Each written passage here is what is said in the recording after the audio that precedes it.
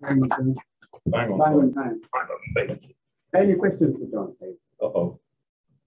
Nobody said there would be questions. I believe you said that Cardiff Metropolitan University was the only NCSC certified undergraduate in the UK. In Wales. In Wales? In Wales. Out of the 8. Yeah. I just looked up the list, and University of South Wales is also on that list now. No, University of South Wales is actually a centre for excellence. So there's an ACE programme. So the ACE, which is the Academic Centre for Cyber, Cardiff University are an ACE for analytics, cyber analytics, and University of South Wales is an ACE for data forensics.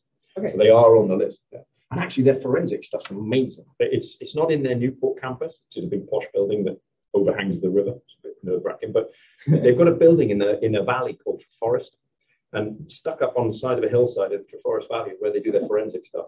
They have been the first people to crack the iPhone. You know, every now and again, somebody cracks the next iPhone. I think we're up to about the 11 or 12 that's been cracked now. They are one of the first people or teams to crack the iPhone every single time. And what's interesting, of course, is that they crack the iPhone, and then clearly they pick the phone up to Apple and go, "We've cracked your iPhone, and here's the bug." No, they phone the police. They phone Met, and they say, "We've cracked the iPhone." And they hand the information to the police, and the police decide when to tell Apple. Which kind of makes sense. Or does it? Who knows?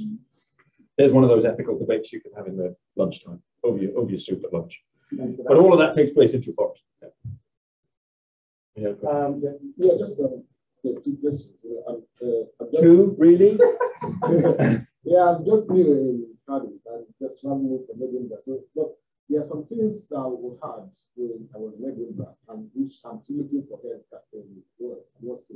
in Edinburgh, we have what's called the West Centre of Edinburgh and the Scottish Enterprise, which has already helping universities that help to grow startup and beyond. But I don't know whether it exists here, which I don't see.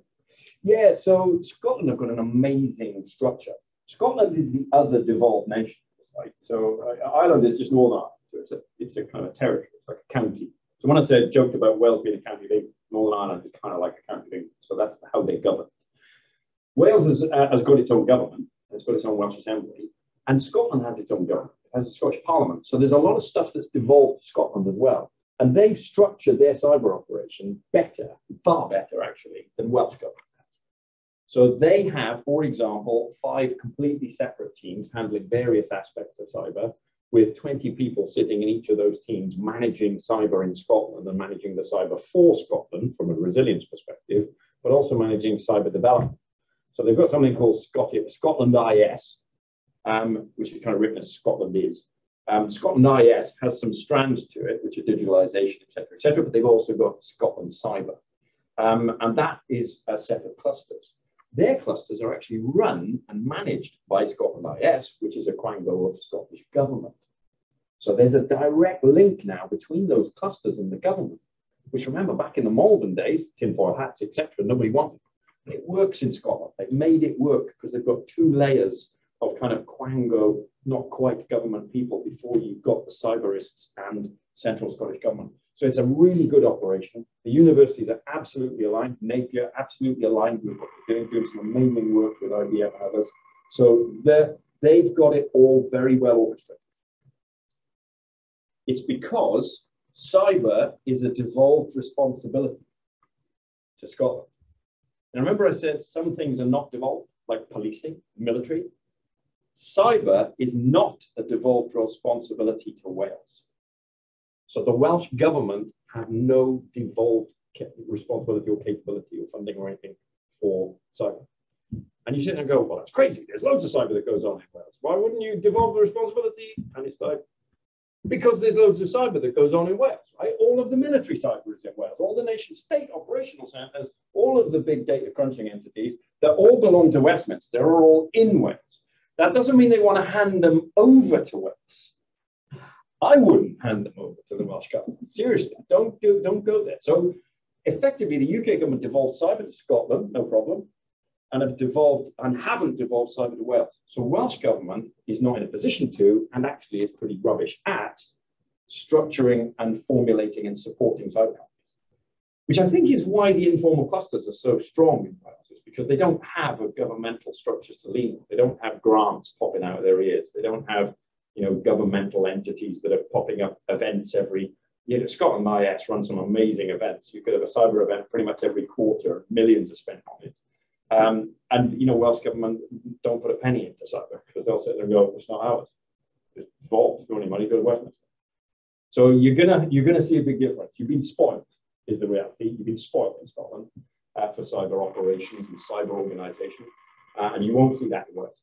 But you will see the informal side if you get to know the cyber clusters through the universities and out into the cyber ecosystem. I think it's why it's important there's a cyber Wales, to be honest, because there isn't a cyber, you know. We'll take the last one. Yeah. Because of time. Well, he had two questions, but you only asked one, but you know. So just moving on to that, I mean, it's clear that, you know, tremendous work has been made up till now to meet those 5 pillars of NCSC. In your opinion, what are the major challenges in the next 5 years, especially for Wales and, you know, the rich community of cyber? So yeah, it's a really good question actually. The key for me is interoperability. So there's no point in having this wonderful, you know, look, I've created this, it's a cyber gadget, it's amazing. And then you're sitting there trying to flog it to people, which is how the commercial world works, right? That's capitalism right there. You create it, you flog it, you know, if you can make money off it, you do. Is where you've taken it to market and the way that you make money off it good for the nation? Who cares, right? Because I'm just here to make the money off it. I don't have to make it good for the nation. So you're reliant on the National Cybersecurity Strategy and NCSC, which is a tiny organization at the end of the day. There's not a lot of people that work in the NCSC, to try and steer and, you know, perhaps you should have the buzzers like the cows on the cyber community. You move the cyberists around. But all they can do is try and encourage people to collaborate and work for the good of the nation and to, et cetera, et cetera. We see that kind of mentality coming out of academia, particularly the research community, but we don't see it in the corporate world. And that is a massive disconnect. If we do not get the corporate world to think in terms of doing the right thing, not doing the profitable thing, we're going to continue to be fragmented. And when you fragment, the bad guys get in through the cracks. And that's what we're seeing every step of the way. If they can't get in through the front doors, they're going in through the supply chain.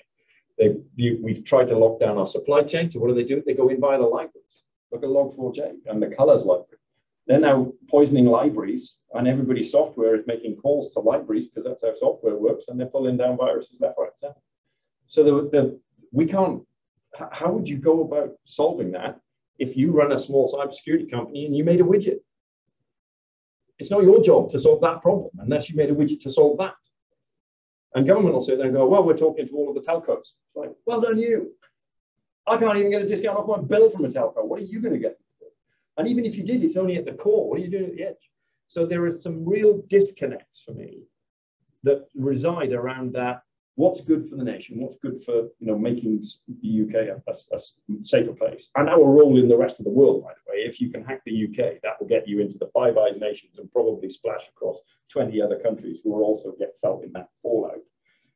How do we do that when our capital system, our commercial system is capital, which doesn't lend itself to doing the right thing? It lends itself to doing the profitable thing. So I think that's the problem. And I'm not saying we should all go communist and have, you know, socialism and all the rest of it. It doesn't need that. It just needs some kind of structure that allows for that prioritization, which doesn't exist today. Thank you very much, everyone. Thank you, John. And that's my